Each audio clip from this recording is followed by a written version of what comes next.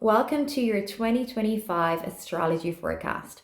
My name's Aisling and I'm an evolutionary astrologer. And in this video, I'm going to bring you through each of the 12 months and exactly what's going to happen, as well as listing all of the most important dates for your diary for 2025.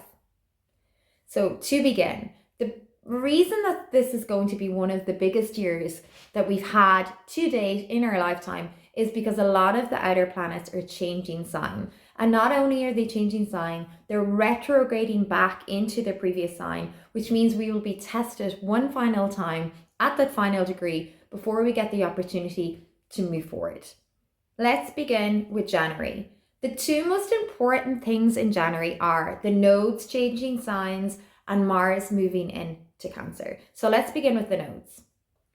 When we look at the North Node and the South Node in astrology, these represent where we're going, our North Star, and then where we've come from, any karmic baggage or lessons that need to be resolved. And in January, these are changing signs. They're changing into Pisces and Virgo. So what does that mean? When it's moving into Pisces, we'll find collectively that everybody in planet Earth is going to become a whole lot more intuitive. So kind of making decisions from the heart and feeling that gut feeling in your belly. And then anybody who's psychic, that psychic awakening will happen throughout the year. So you might before have known when someone's going to call or had a feeling like someone was going to pass away. All of those little kind of serendipitous hints or coincidences or whatever way you want to label it will be really upped. So every single person in this planet is going to be much more in tune with their body and with the omens and signs that are coming into their life. But the bigger picture from the nodes changing sign is it's connecting us back to our spirituality and our divinity. It's connecting us back to something greater than ourselves. And that's a big theme for 2025. 2025 is a year of endings and it's a year of beginnings. And it's going to be a pivotal year, just like 2020 was, where our world changed in a way we could have never imagined. We didn't have the foresight to imagine that our world could change like that. And when we look back on it, we're still kind of in awe and mesmerized by it. It's not going to be like a negative thing like that, but we will be tested. But it's going to open our eyes in a way that we've never seen before. You know, like we'll have new AI discoveries. We'll be behaving in a different way. We'll learn things about our planet that we may not have ever knew. We'll learn about other planets, like these big discoveries that essentially change our belief systems and what we believe about planet Earth, who we are, and how humans interact with one another. The other big date that's happening, or thing that's happening in January, is Mars is moving into Cancer. So Mars has been retrograde in Leo for quite a while. It's moving into Cancer. And that's bringing us back to our heart space again, which I think is beautiful because we have that Pisces shift, which is getting us into our dream space, connecting with the spirituality. And then we're brought back into, okay, take action, but it has to be from the heart. Okay, so Cancer is all about protecting our loved ones. And do you love someone enough to put your life in the line for them? And if you don't, then why are they so taking up so much space in your life? And Mars really is about claiming your strength. So now is the time to look at your health and well-being. What is it that you need to do to maintain or improve your health? And who or what could be damaging or affecting that? It's also a time where we need to show our teeth a little bit. And what I mean by that is, if you're a very kind of passive person and keep the peace, when Mars is in Cancer, you're taking action and you're being defensive, but it's from a pure place, because sometimes the most loving thing is to be honest and share the difficult truths. And then in February, we have Venus entering Aries, which I think is so funny because it's right before Valentine's. And so, you know, Venus is the planet of love, the planet of connection. Then we have Aries, which is like the warrior and the taking action, and it's like our fiery sexual energy. And so it's going to be fired up. And so we'll be more sure of what it is that we want, going after what it is that we want and taking action around that.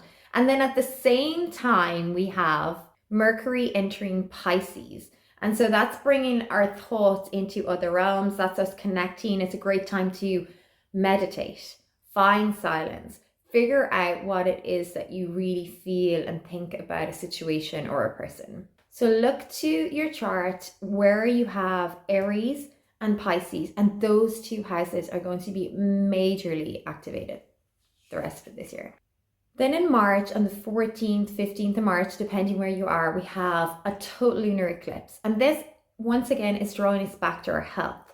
A focus on how our health is, what we need to do. You could find that you're feeling quite overwhelmed. It's a time where you might feel a little bit depressed. So really take action here on nourishing yourself and nurturing yourself. And the whole year we're being invited to know what it is that we need to bring ourselves out of that anxious state. And that is by having tools that you can pull on. And you have to have these this year. I will say that for 2025, this is a year where you have to have something.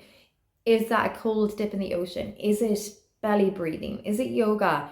Is it morning meditation? Is it journaling? It has to be something tangible that you can do to help ground you and bring you back into your body and calm the nervous system. So important.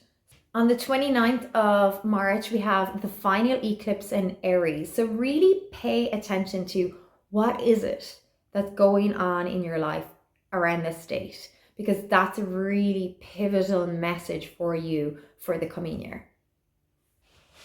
And then on the 30th of March, we have Neptune moving into the final degrees of Pisces. This is big. It's been there for a really long time.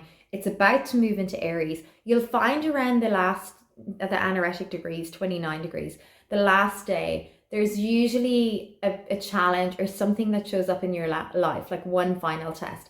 And again, this could be around the health sector. So be taking extremely good care of your health.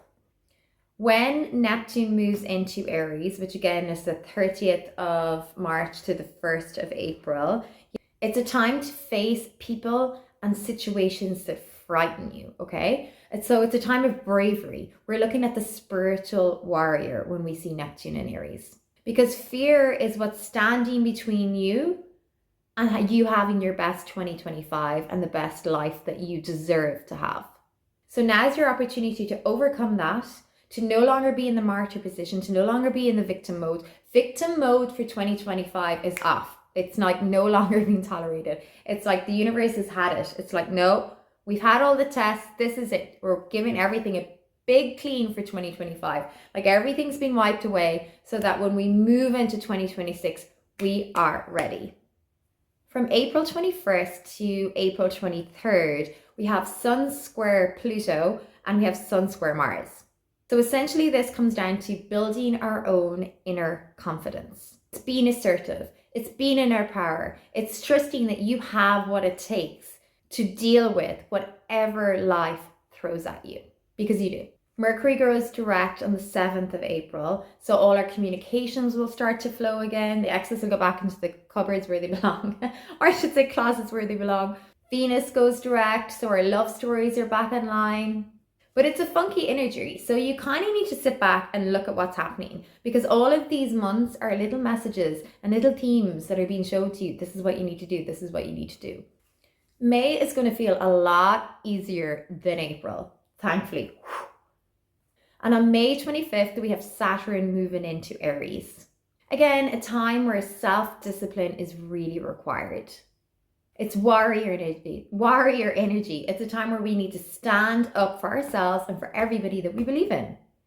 It's a time to identify what mountain it is that you want to climb and then go after it. It's no longer dreaming up our best future life and planning out our heart and do our heart's desire and doing our long list. It's like, take action now. And I think May will be the month of endings. Like a lot of things will just come to an end naturally and then let them go. On June 9th, Jupiter enters Cancer. So Jupiter is like the planet of expansion. Anything it touches, it makes bigger. Cancer is the planet of family, of nurturing, of the mother, of the heart. And it's a really lovely position. It's really wonderful to have Jupiter in Cancer. Again, it comes back to that idea of self-care. But mostly it's a time to go inward. Happiness is an inner state. And I think what Jupiter in Cancer is really asking us is to be more present in our life. Often we're with loved ones and the TV's on or we're on our phone scrolling. But what this time is saying, can you be really present? Can you be with your loved ones and be fully present when you're there? Because we don't want to miss out sharing our life with the people it is that we love. So it's a time to go deep. It's a time to sit by the campfire, have those long night, late night campsite fire conversations. Around the 17th of June, be really mindful of your words and your ego. So get grounded, get out into nature, get your feet in the soil, your feet in the grass, touch some trees. If you can't get into your bare feet, get like a staff, like a piece of wood, and then just put it in the stream. And while you're holding it, and the energy will travel up and go into your aura. But it's all about like leading from the heart, making decisions from the heart. And we see Uranus squaring Mars. And so that's all about a desire for freedom, a real desire for freedom. It's on the 7th of July, Uranus goes into Gemini, which is huge. And I think July is going to be such a fun month. And I think a lot of things are going to shift and happen when Uranus goes into Gemini. So it's new ideas, new science discoveries. Like Uranus is the planet of sudden, like lightning bolts and sudden action and things coming out of nowhere. And Gemini is like that kind of analyst, like the communicator, the knowledge, the like sharing, the communication. And so when you bring those two together, you have this extreme development in terms of like AI, technology, how we communicate. So it's bringing a new way of understanding our planet Earth. And another way of looking at that is you're exploring any false realities. So take time to look between any gaps between what you say and what's actually real. Like, is what you're saying real? Does that still align? What do you actually feel? Are you saying what you mean? And don't be afraid to change your opinions and say what you mean, and it will shock people. So be ready for that. It's going to seem shocking to them, but you're just being authentic to you. So get comfortable with that. Otherwise, you're going to live like a robot your whole life and regret it and be going around just like follow the sheep, follow the leader, not being your truest self. And nobody wants to do that. So it's a beautiful, sparkly month. A choice is going to be made. It's a great month to go on holidays, fall in love. We do have Mercury in retrograde though from the 18th of July until the 11th of August. On the 24th of July, we have a beautiful new moon. Again, coming back to that sense of who am I? Building your confidence. This year is about building your voice, building your confidence, keeping your boundaries in place, and becoming your most authentic self. And so using that moon energy to harness that. And then in August, we have a beautiful grand trine in air, and it's allowing things to flow into our life. What is it that we want, and allowing that to flow into our life. The new moon on August 22nd squares Uranus. And again, what's the invitation? The time to be unique, to speak up, to be who you are, to make brave choices, and to be courageous and be yourself. On the 21st of September, we have another eclipse, and that's a real like drawing a line in the sand. So we're not doing it like this anymore.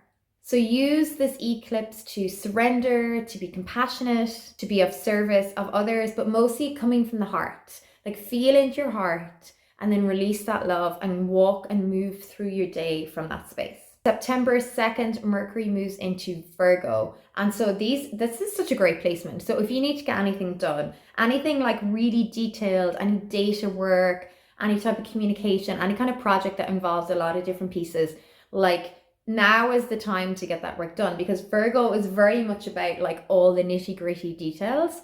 And so when Mercury's in that, your mind is crystal clear. Like you can see all the parts and you can get that Excel finished and get that work done. So really good time to work. From the 22nd of September then to November 4th, we have Mars going into Scorpio, which again, fiery, let's go, let's do it action energy. So whatever it is that you want to accomplish and finish up or wrap up, now is a perfect time to do that. October is all about developing our psychic intuitive senses. We got a little taste of this at the start of the year. Now we're at the point where we're like, okay, well, let's use it. How can I use this in my life, in my everyday life? How can I use this to best benefit me and the ones I love? And that's by coming back to those practices. What are your practices to stay grounded, regardless of what's going on in your external world? October 11th is a highly creative day. So it's a great day to do anything feels good. It's like that kind of harmonious, inspired, beautiful energy. On November 7th, Uranus goes into the final degree of Taurus, so it's retrograding back. And so it's the final test. And so a lot of people can feel really overwhelmed, anxious, all the worries coming up. What am I doing with my life? You know, almost at the end of the year.